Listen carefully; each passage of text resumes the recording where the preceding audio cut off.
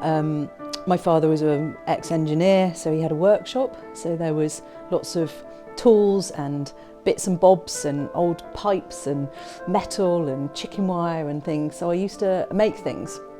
And if I got stuck and wasn't able to weld at the age of whatever, 6, 7, 8, 9, 10, my dad would help me, so it was a really nice kind of thing to do, father and daughter. And I was really sort of obsessed with nature, so I used to draw the flight paths of birds, and I could actually tell just by looking in the sky what bird it was, even if there was no colours. I used to spend a lot of time in nature on my own, living on an old farmhouse, surrounded by fields, surrounded by rivers, endless hours down at the river building dams and catching minnows with our hands, and just going back home when we were hungry, basically. And I remember one time my friends and I, we built a raft out of reeds and just waded and sailed all the way up the river for hours. So it was a really free childhood in that respect. And I grew up without television, which was, I was the only one in my primary school, certainly, and only one of 2 in my secondary school of over 1,000 people. So I made my own fun, basically, and I had a lot of opportunity to build my own creativity, nurture my own creative mindset. Looking back on it now, I didn't know that's what was going on at the time. I just used to spend hours of time on my own, exploring, discovering, wondering how things felt, what they looked like together.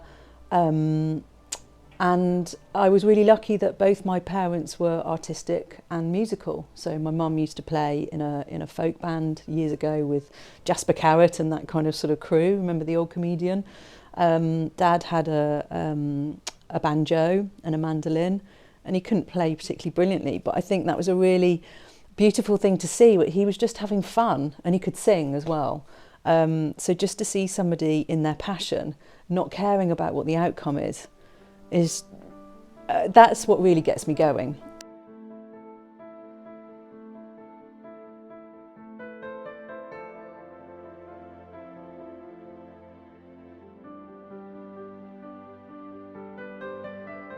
And I remember when I was doing art at school, we used to have to sort of justify in our projects where we got the ideas from, and of course I couldn't, because it was just a spark from inside, from the meanderings and wanderings and explorations that I'd had over the past, I don't know, day, year, month, week, I don't know, but it would just, something would suddenly come together and it would just sort of spark, and then I'd just feel this urge to make something, do something, put it down on paper. Or I did quite a lot of sculpture actually when I was younger, and because my dad was really interested in sort of restoring old buildings and old vehicles and anything, he had quite a lot of ideas about how to make things look old and create a patina. So that sort of came into play, which was really quite lovely. I had this a lesson in the impact of electricity actually, because I had this really boring black lamp that was in my bedroom, and it was just very boring, matte black with a bendy silver, and then the black head on top. You could rotate it and put it where you wanted to. But I just thought it looked so drab and boring, and I wanted to kind of make it look really interesting. So I wanted to turn it into a lily. And of course lilies are white, so I thought, well, foil's not too far off, and you can manipulate it and bend it and make it all scrunchy. So I created this lily around my lamp, and of course I turned it on and got an electric shock all the way up to my armpit. So that kind of taught me a few things in life, but it didn't stop me from wanting to change things and make them how I wanted them to. Yeah, so that was quite fun. They still live back in the family home where I was brought up. It's South Shropshire near Ludlow. That's where I went to school and college was Ludlow, and Hereford College for a short time. So yeah, so I go back home, when I go back home, I really am going back home.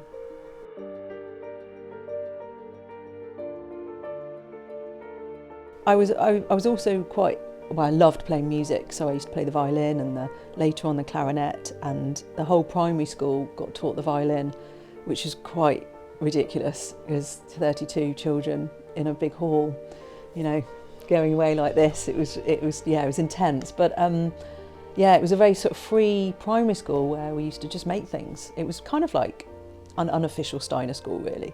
So when I went to secondary school, I had a bit of a shock about this idea of learning maths and, you know, all of that side of things. But I did all right at school. And somewhere along the line, I thought it would be a really good idea to go heavily into science.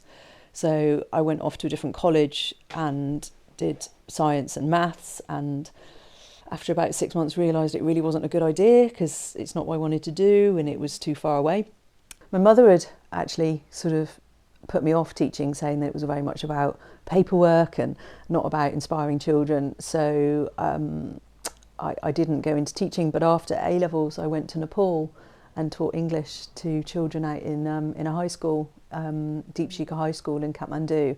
I went around the class asking them, you know, what's your name, what's your mother do, what's your father do, how many brothers and sisters have you got, just as a warm-up introduction to see what level of language they had. And all of them were called the same thing. All of their fathers were a policeman, all of their mothers were a teacher, and all of them had 2 brothers and sisters. So I just set about trying to teach them how to express themselves and be an individual. And I didn't have any training, it was just all intuition really. But I used to sort of dream up exercises for them to do, which was quite interesting because where do you find paper, where do you find pens, where do you find different coloured crayons? Because really the whole school was set up with a blackboard at the front of the class, little children sat in rows and a chalk, and that was it. So yeah, it was really, really interesting. And at the end of when I left, the children said to me, "You're not like all the other teachers." And I thought, yes.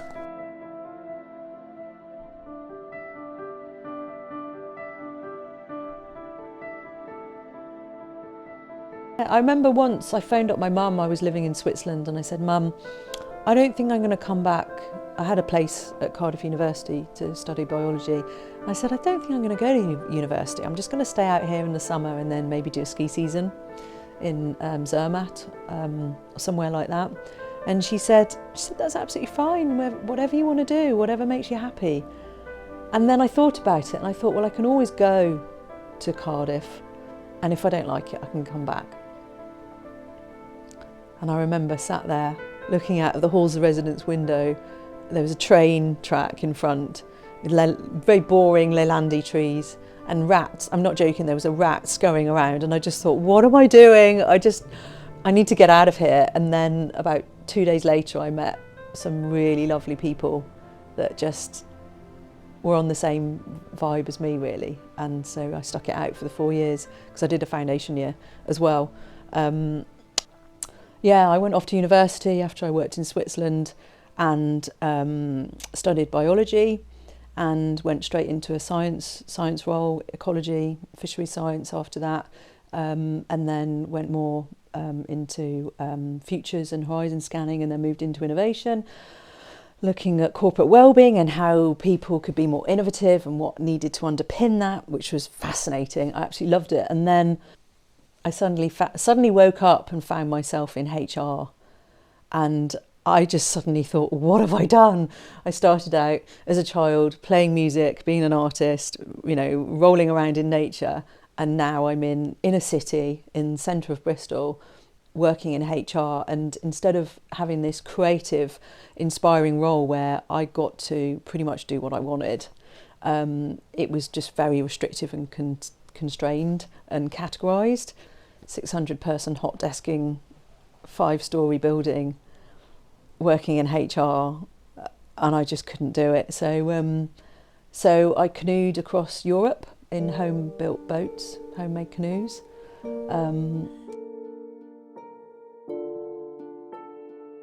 So we started off in Germany at the source of the Danube, and then into Austria, and then Serbia, I believe, and Croatia,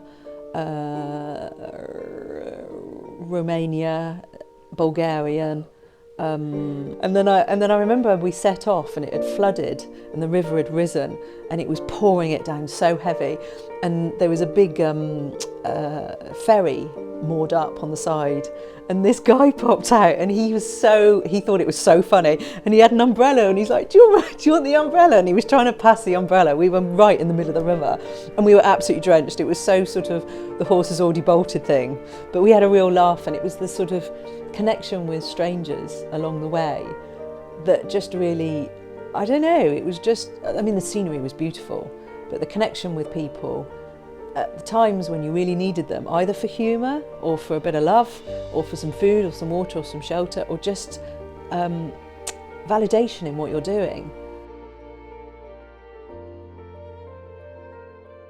So yeah, the Danube trip just helped me re-centre really and rebalance, and sort of, it was like a huge palate cleanser from the corporate world, as you can imagine, because it was about those fundamental things of what really mattered in life to me.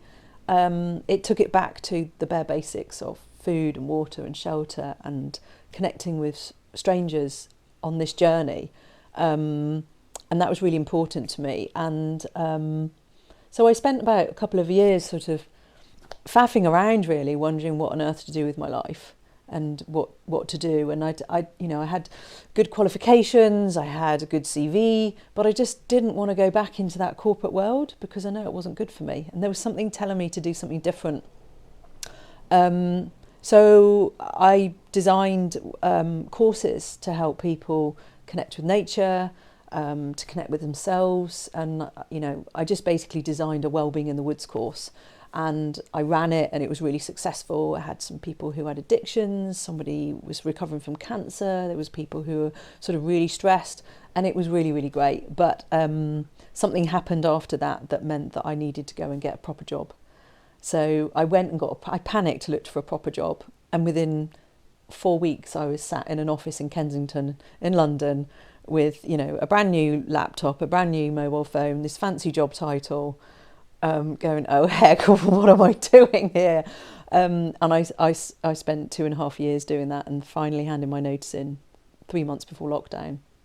And so I spent lockdown learning about myself, because I had all this space to do that, because things stopped and calmed down, and financially it was hugely crippling. But the things that I learned about myself, that I needed to learn about myself, were just priceless, absolutely priceless. So yeah, to cut a long story short, I thought, well, what is it that makes me happy? And I used to spend a lot of time, I still do, there's 10,000 acres of ancient woodland just 10 minutes up the road from me. And I'd spend time just lay on the forest floor looking up at the fractals, just daydreaming, dreaming, just absorbing, having a massage for my brain essentially, because our brains are still designed to take in that information, not all these lines and squares and traffic and noise. And so I was just listening to the birds and just thinking, what is it that made me happy? And of course it's back to my childhood, with music and art and creativity and freedom. So I thought, I have to make this work. I had no choice. I couldn't go back. I can't. I'm too feral to go back into the office. And of course, I always wanted to teach. So I started teaching. I teach watercolour courses. I've taught mixed media, and invariably people come on my course, and the way I explain about my course is not about teaching watercolour. It's not about teaching mixed media or whatever it is. It's about teaching people to get in touch with their creativity, give them the tools to do that. And yes, invariably people come on the course and they were told that they were rubbish at art by their teacher when they were a teenager, and they believed that. And then they sort of chose a job that was very reductionist and safe and categorised and corporate. And then after about 3 hours, you see their face just smiling, and they've created something and they're proud of it, and they know it, and they know it feels good. And that is just, that's what it's all about. That's what it's all about. So, people often say, as an artist, you ought to find your style. My style is eclectic. I've not one of my pictures really are the same, and I guess that is my style, and that's just the way it's going to be. And I go down rabbit holes, and I got very obsessed with using hot pressed watercolour paper because it intensifies the colour, and using very staining colours like the blues and the greens and the indigos, and mixing in acrylic ink and just watching the fractals appear. So I went on this journey. It was like I was a bird above the sea, and just watching all the sea move around and the movement of that. And so I was having a wonderful time. I mean, again, not worrying about what the outcome's going to be. Is this going to be a good painting? I don't know. I actually don't really care. In that moment, it's just the pure enjoyment of doing it for the sake of doing it. It's been a really amazing journey, meeting Eva and getting involved, and then we collaborated and ran some workshops together, which was really lovely. And we hope to do a lot more in the future.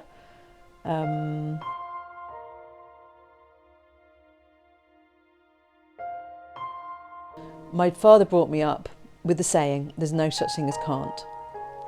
Now, that obviously backfired as a teenager for them, made their life very hard. But that notion of there's no such thing as can't has stayed with me, and it's meant that when I've come up against a challenge, I've found a way either through it or around it. And it also instilled the idea that we have choice in us. And I think being creative and art helps that process, because it's about expressing and exploring. And in my book, in my world, there's no such thing as failure, there's only feedback. So if you do something on paper and you don't like it, then well, what happens if you put more water in it? What happens if you put salt on it? What happens if you flood a different colour into it? What happens if you just dry it and then layer it over? You know, there's always a way of changing it and adapting it. And yeah, that's what I love about art and creativity, really. It's deeper than just a picture or a rabbit or a hare. But yes, I feel like I've gone full circle, really. And I'm, back to what was the right path for me in the first place. But I think I had to go on this meander to really bring it all together. Perhaps, who knows? We're all just making it up, aren't we, as we go along?